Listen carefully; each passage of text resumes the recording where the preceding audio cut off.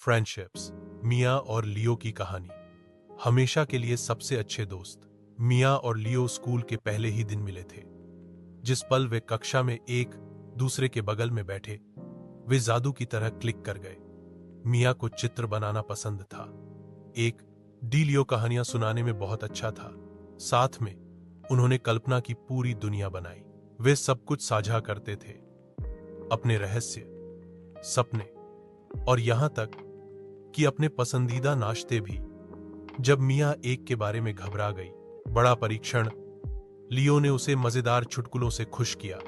और जब लियो दुखी था क्योंकि उसका परिवार एक नए घर में चला गया था, तो मिया एक सुनने वाले कान और एक गर्म गले के साथ वहां थी। एक गर्मी में उन्होंने एक पेड़ बनाने का फैसला किया। मिया के पिछवाड़े में एक पेड़ का घर। यह आसान नहीं था।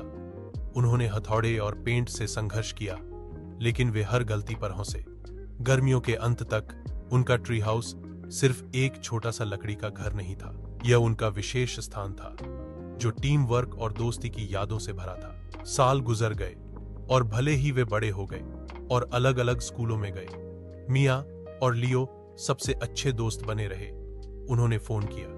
हर सप्ताह एक दूसरे से मिलते हैं, कहानियां साझा करते हैं और नई रोमांचक यात्राओं में एक दूसरे का हौसला बढ़ाते हैं। क्योंकि सच्ची दोस्ती, उन्होंने सीखा, हर समय साथ रहने के बारे में नहीं है, यह हमेशा वहां रहने के बारे में है। दिल, कोई फर्क नहीं पड़ता कि जीवन आपको कहां ले जाता है। हमेशा सोचा था कि उसके परिवार का घर साधारण था, कुछ भी खास नहीं। एक शांत पड़ोस में स्थित, यह एक सफेद बाड़ और एक के साथ एक आरामदायक 2 मंजिला घर था।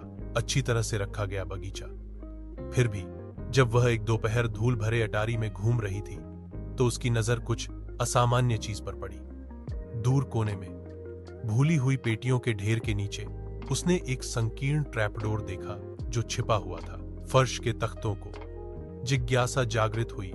वह घुटनों के बल बैठी और उसे खींचा। नीचे स्थित छोटा सीढ़ीदार मार्ग एक धुंधले, बासी सुरंग की ओर जाता था। दीवारें पत्थर से बनी थीं और एक हल्की ठंडी हवा महसूस हो रही थी। गहराई से फुसफुसाने की आवाज आई। दिल तेजी से धड़क रहा था। सामंथा सावधानी से नीचे उतरी। उसकी टॉर्च अंधेरे को चीरती हुई जा रही थी।